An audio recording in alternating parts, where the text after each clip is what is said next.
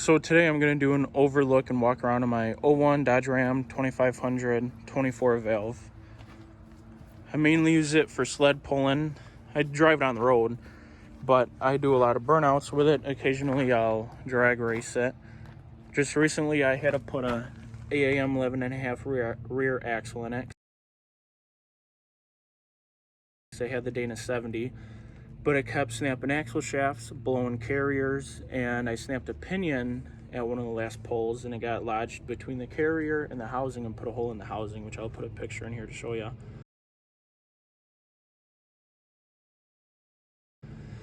I had to grind off all the mounts and move them, line them up, and re-weld them on. Had to make new traction bar mounts for the different axle. Had to use the 3rd gen bolts, 3rd gen plate. Remember the traction bars I made a few years ago? We did. For the drive shaft, I had to have it shortened and put the flange off of the 3rd gen rear drive shaft on it to bolt to the yoke.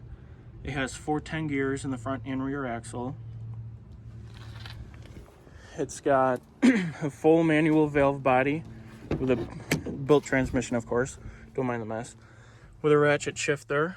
It's got lockup on a switch. It has fuel pressure, boost, EGT, transmission temp. It's got a crack-free dash, which is awesome. Hood stack, of course. I've owned this truck since high school, and I've done all the work to it since then over the past few years, which it's not perfect, but I love it. I took it down to the bare frame, sandblasted it, primed it, painted it, put it back together, put a rust-free body on it, which it didn't have any dents till I was washing it one day. My knee slipped and I cracked the fender with it, so that sucks, but oh well.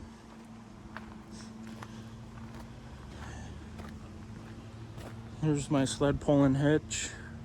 That's the weight I use for pulling. Don't mind the mess in the bed. I haven't had time to clean it up yet. It's got a fast 220 pump. Just a little crooked. I gotta straighten that out. It's got Haley Speed Innovation injectors. It's got a forced induction turbo, Interco Truxis STS 33 12.5 17-inch tires. It's got a Smeding diesel intake horn. I used to blow all kinds of intercooler boots over here until my trusty exhaust clamp fixed that problem. It's got a forced inductions S480 83 110 turbo with a hood stack, which I want to go back to the bed stack, but I can't find a Marmon flange, the correct one for it. I've got a T4 Steed Speed manifold that I bought from Firepunk when we were there dynoing it. ARP 425 head studs, Garofalo manifold studs. It has 103 pound valve springs, 1/2-inch push rods. It's got ARP rocker studs. It's got fly cut and coated standard size Scheid diesel pistons, 12 valve rods with ARP rod bolts, ARP main studs.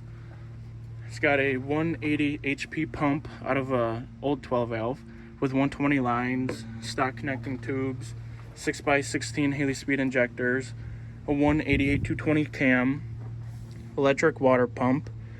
I took the fan shroud off so I could clean up the radiator and just look over everything under here. I just haven't had time to put it back in yet.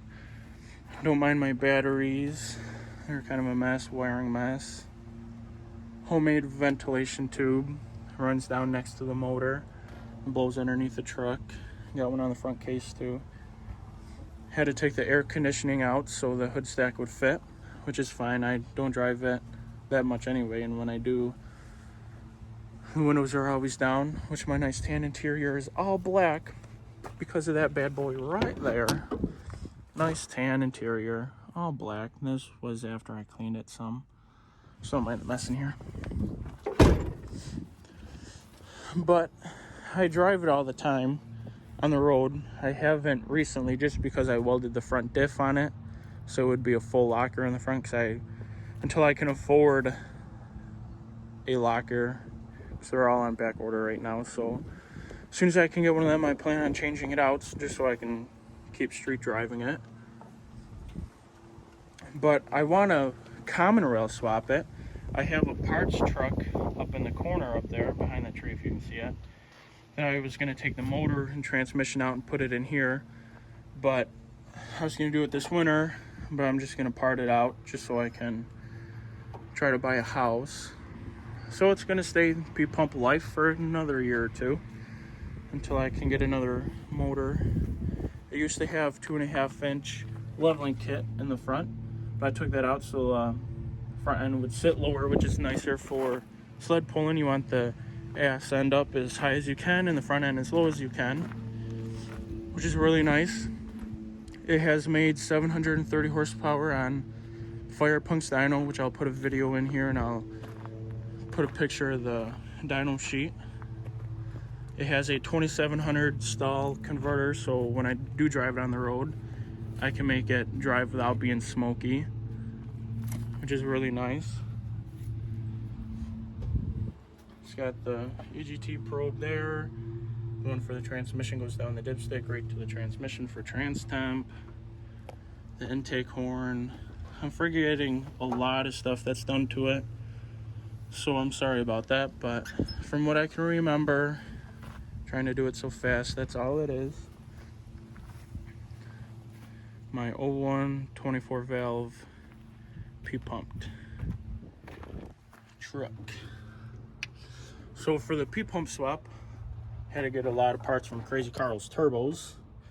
Just some adapters. Had to change the front case to a 12 valve front case. So it wasn't a long process. It was just time consuming, but it's a lot of fun. It's either 27 or 28 degrees of timing, which it starts right up and runs great. But that's my truck, and thanks for watching.